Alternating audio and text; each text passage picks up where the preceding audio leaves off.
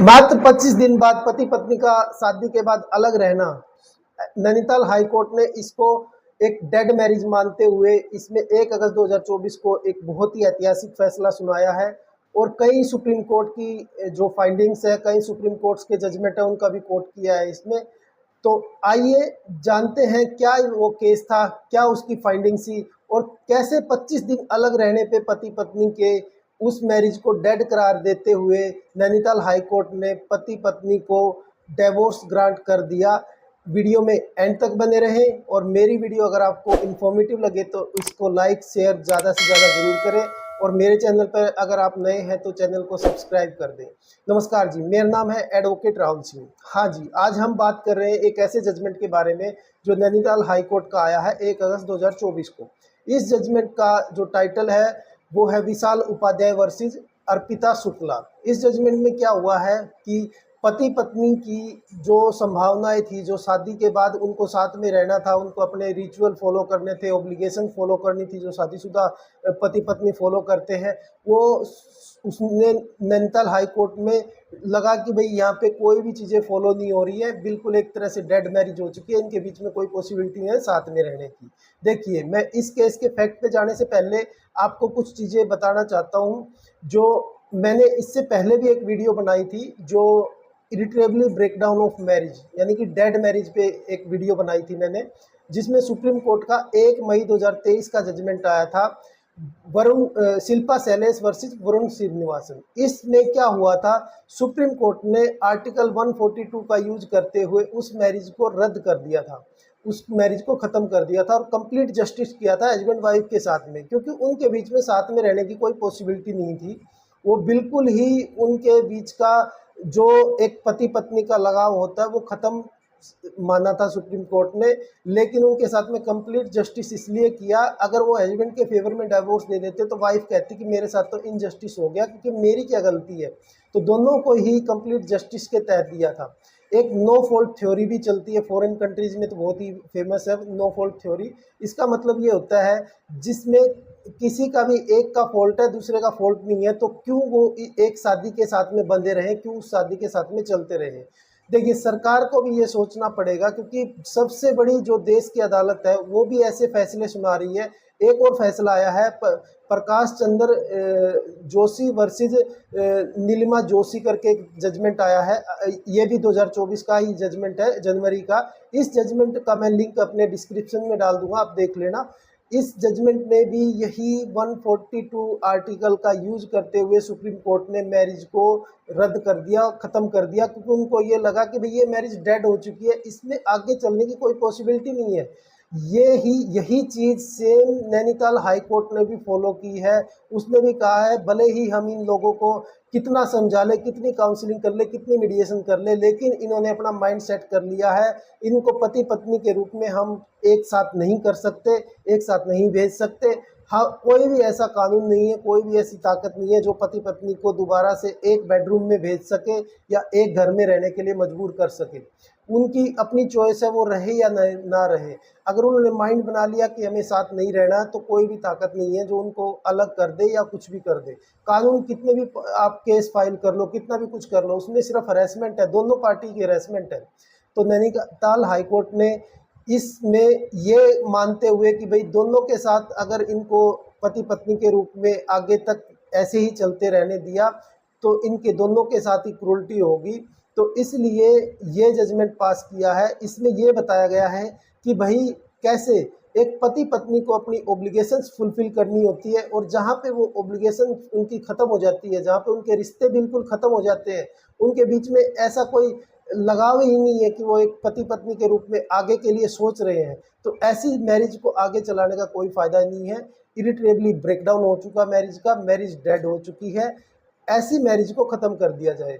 सरकार को भी मैं कहूँगा इस तरह के जो केसेस आते हैं उनमें एक ऐसा कानून लेके आना चाहिए जहाँ पे पति पत्नी के बीच में अगर ऐसी पॉसिबिलिटी नहीं है, उनको या तो काउंसलिंग के लेवल इतने बढ़ा दिए कि हर जगह काउंसलिंग होती है। आप कोई भी केस फाइल करोगे वहाँ पे काउंसलिंग जरूर होगी आपकी, और उस काउंसलिंग में आपको पूरा कोशिश करती है सरकार की कैसे भी करके घर बस जाए।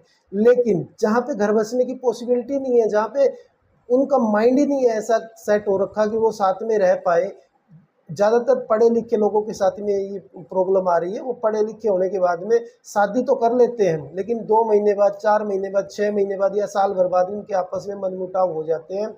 वो मनमुटाव इतने लेवल पे हो जाते हैं कि वो एक दूसरे की शक्ल तक नहीं देखना चाहते, तो साथ में रहने की तो दूर की बात। तो ऐसी शादी को आगे चलाने से क्या फ़ायदा होगा, ये सरकार को भी सोचना पड़ेगा। सरकार को भी देखना पड़ेगा कि इतने लंबे लंबे समय से इतने सारे केसेस चल रहे हैं, उनके लिए एक ऐसा कानून लेके आना चाहिए जिसमें मैरिज ब्रेकडाउन हो चुकी है इरिट्रेबली, जहाँ पे मैरिज डेड हो चुकी है, जहाँ पे रिश्ते बिल्कुल ख़त्म हो चुके हैं, उस शादी को रद्द करने के अलावा कोई और ऑप्शन नहीं है। ऐसे कानून को करने के लिए काउंसलर को ज़्यादा से ज़्यादा प्रमोट करना चाहिए, मीडिएटर को ज़्यादा से ज़्यादा प्रमोट करना चाहिए कि भाई अगर आपके बीच में रिश्ते ख़त्म हो चुके हैं तो आप म्यूचुअली जाके डाइवोर्स ले सकते हो।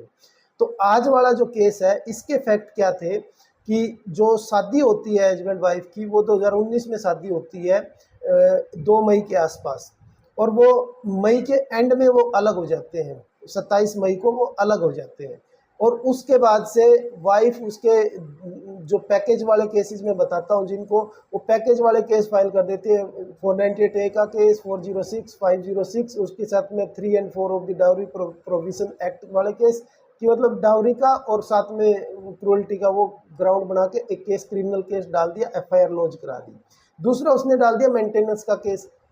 मेंटेनेंस का केस डालने के बाद तीसरा उसने डाल दिया डोमेस्टिक वायलेंस का केस। सारे केस डाल दिए हरिद्वार हाई कोर्ट में, सॉरी हरिद्वार फैमिली कोर्ट में। हरिद्वार फैमिली कोर्ट ने हस्बैंड को बर्डन कर दिया कि भाई आप वाइफ को 20,000 रुपये पर मंथ मेंटेनेंस ग्रांट करोगे। तो ऐसी सिचुएशन में अब हस्बैंड के लिए तो कोई और ऑप्शन नहीं रहा।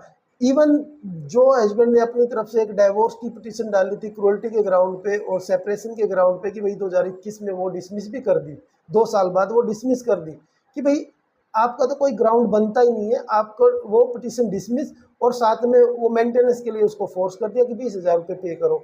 अब हस्बैंड ने हार नहीं मानी, हस्बैंड अपनी पिटीशन को लेके अपील में गया नैनीताल हाई कोर्ट में। अब देखिए यहाँ पे आता है ट्विस्ट। जैसे नैनीताल हाई कोर्ट में आते हैं तो नैनीताल हाई कोर्ट ये तो कहती है कि भाई आप सारे अपने एरियर्स क्लियर कीजिए, लेकिन अपना एक लीगल सिस्टम है जो एक डिसाइड करने के लिए, जैसे कोई केस फाइल होता है, आपको भी पता है, कोई केस फाइल हुआ तो 2021 में वो केस फाइल हुआ, 2024 में अभी 1 अगस्त 2024 को डिसीजन आता है, तो 20,000 पर मंथ की में जो पेमेंट उसको हस्बैंड को करनी थी वाइफ को, वो उस दिन से मानी जाएगी ये 2024 तक। वो सारी पेमेंट क्लियर करने की डायरेक्शन दे दी जाती है उसको। और साथ में ही ये भी कहा जाता है कि भाई आप अपने माइंड में सोच के आइए कि आप अपनी वाइफ को अपनी खुशी से क्या एलिमनी देना चाहते हो, क्या परमानेंट एलिमनी यानी कि परमानेंट उसको क्या अमाउंट देना चाहते हो। क्योंकि हमने माइंड सेट कर लिया है। 3 जजमेंट का वो हवाला देते हैं। एक 2007 में आई थी घोष करके कोई जजमेंट है, मैं डिस्क्रिप्शन में डाल दूंगा, आप देख लेना उसका। दूसरी जजमेंट है ये प्रकाश चंद्र जोशी वर्सेस नीलिमा जोशी, इस वाली जजमेंट में। और तीसरी है ये जो शिल्पा शैलेश वर्सेस वरुण श्रीनिवासन की जजमेंट। इन तीनों जजमेंट का हवाला देते हुए एक 2007 में आई, एक 2024 के जनवरी में आई, एक मई 2023 में आई। इन सारी जजमेंट में सुप्रीम कोर्ट ने आर्टिकल 142 का यूज करते हुए ये एक फैसला सुनाया। अब देखिए इसमें ट्विस्ट क्या दिया नैनीताल हाई कोर्ट ने, सीधा सा ये बताया कि भाई जो भी मैरिज आप चलाते हो, जो भी मैरिज आपने की है, उस मैरिज में दोनों की पॉसिबिलिटी होनी चाहिए, संभावना होनी चाहिए एक दूसरे के साथ में रहने की। क्योंकि ये दोनों पति पत्नी वेल क्वालिफाइड है, अच्छे पढ़े लिखे, सब कुछ है इनका, संपन्न भी है परिवार से, और इसकी फैमिली भी इनको अच्छे से काउंसिल कर सकती है, उनको बता सकती है कि उनके लिए अच्छा क्या है, बुरा क्या है।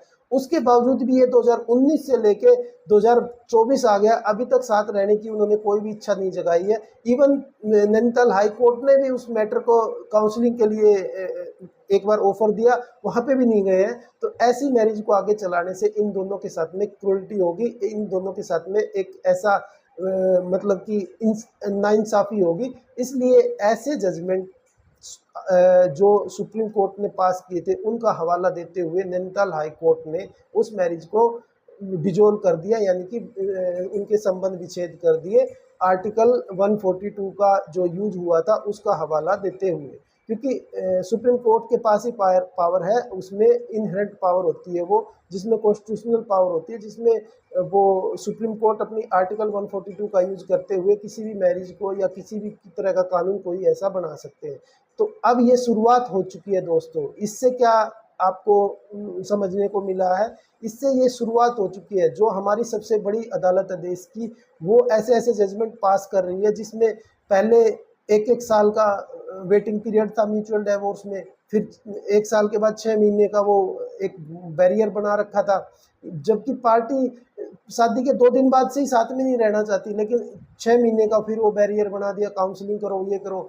मतलब इससे हरासमेंट होती थी। इस चीज़ को सोच के आदमी पैकेज वाले केसेस पे ज़्यादा जाना स्टार्ट कर देते हैं, न कि उस पे। उनको पता है कि जब तक टाइम नहीं आएगा तब तक CAW सेल में कंप्लेंट कर दो, 498A का डायरी का केस कर दो, मेंटेनेंस का कर दो, कुछ तो करो, उन पर दबाव बनाओ, और इतना टाइम भी पूरा हो जाएगा, 1 साल का या 1.5 साल का, जो भी आपको सेपरेशन का टाइम चाहिए। तो ऐसी सिचुएशन में अब सुप्रीम कोर्ट ने तो पहल कर दी है। सुप्रीम कोर्ट ने ऐसे जजमेंट देने शुरू कर दिए हैं जिनमें मैरिज को आप टाइम फ्रेम में ना करके टाइम के बाद भी आप उसको डिजोल्व कर सकते हो। ये सारी चीज़ें कर दी हैं। अब हम सरकार से भी यही गुजारिश है, ऐसे कानून लेके आइए, हिंदू मैरिज एक्ट में अमेंडमेंट कीजिए, या कोई भी डिवोर्स से रिलेटेड कोई भी कानून है उसमें अमेंडमेंट कीजिए, और उसमें ऐसा प्रोविज़न बनाइए जहाँ पे पति पत्नी के बीच में साथ में रहने की कोई पॉसिबिलिटी नहीं है। और एक नो फॉल्ट थ्योरी को भी थोड़ा उसमें इंट्रोड्यूस कराइए कि भाई नो फॉल्ट थ्योरी में एक पार्टी की उसमें गलती है, एक की नहीं है, तो उसको इतना लंबा नहीं चला के उसको थोड़ा सा टाइम लिमिट को ख़त्म कर दिया जाए। क्योंकि मैं एक केस में अपने केस की बात बताता हूँ। एक साकेत में मेरा केस है जिसमें हस्बैंड ने भी डिवोर्स फाइल किया, उधर से वाइफ ने भी डिवोर्स फाइल कर दिया, दोनों को चाहिए डिवोर्स, लेकिन वो डिवोर्स नहीं मिल रहा, उसको ट्रायल पे लेके गए हुए। 2021 में वो डिवोर्स का केस फाइल किया था और आज 2024 आ गई, 3 साल में कोई डिसीजन नहीं है, जबकि दोनों ने सेम मंथ में ही दोनों ने डिवोर्स फाइल कर दिया, लेकिन अभी तक डिवोर्स नहीं मिला है दोनों को ही। तो ये सिस्टम का फेलियर मानेंगे, इसको सरकार का फेलियर मानेंगे। सरकार को ऐसे कानून लेके आने चाहिए जिसमें दोनों की, अगर हस्बैंड वाइफ की कोई मंशा है तो उनको डिवोर्स दे देना चाहिए, उनको नहीं रोकना चाहिए इतने लंबे समय तक, जिससे कि किसी का लॉस हो।